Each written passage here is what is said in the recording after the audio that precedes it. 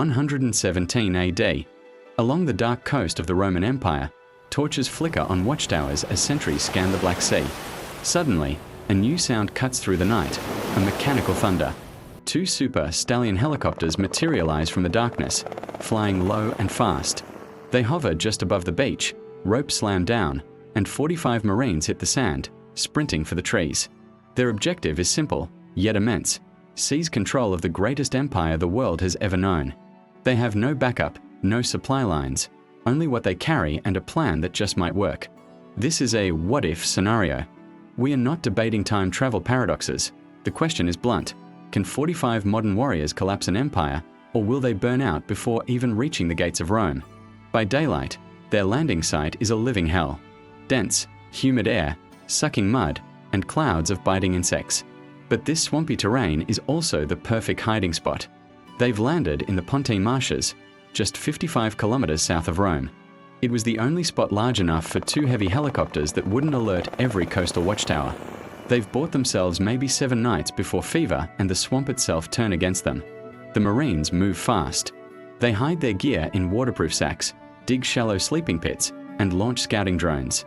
45 combat-hardened veterans, observing an ancient empire in darkness. They're armed with suppressed rifles, sidearms, grenade launchers, C4, and night vision.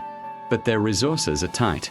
3 days of food, limited ammo, and batteries that have to be carefully rationed. The clock is ticking. Holding ground isn't the goal.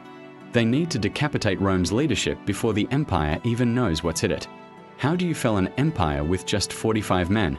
They have 3 options. A direct, suicidal march on Rome. B, spark a popular uprising, which would take years they don't have. That leaves option C, a shock campaign. Precise strikes, psychological warfare, and hidden fate attacks designed to erode confidence. They choose C. Their mission is to make Rome doubt what's possible. With thermal optics and modern tactics, they will own the night. Their first target, a small hub southeast of the capital. At 0300 hours, they strike with suppressed weapons, torching stables and shredding courier scrolls before vanishing back into the reeds. By sunrise, Rome has heard nothing, and that silence begins to spread fear. Night after night, the attacks continue. A tax collector's mansion is hit, coins are taken, and ledgers are burned. Bizarre signal fires light up the hills, but no messengers arrive to explain them. Rome responds by setting up roadblocks and sending out more patrols, but it's useless. The Marines use back routes, slipping past patrols with ease thanks to their thermal sights. They plant false trails, leading Roman soldiers on a wild goose chase through the swamps. Next, they target the infrastructure. A single, controlled charge on an aqueduct support column cuts off water to a part of the capital. Then, they ambush a small Praetorian convoy.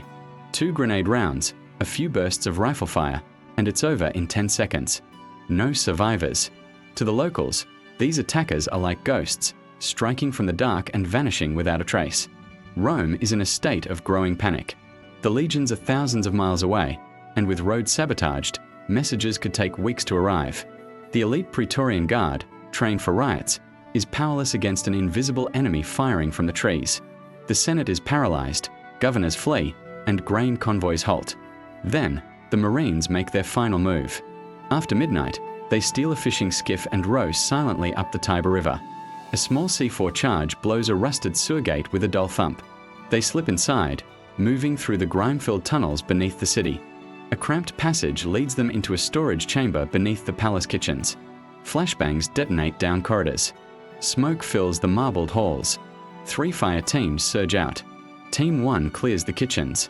Team 2 smothers lamps and neutralizes guards before they can even draw their swords. Team 3 silently pries open the door to the regent's chamber. The Praetorian prefect reaches for his sword and is dropped by a single, suppressed round. The regents are zip-tied and secured.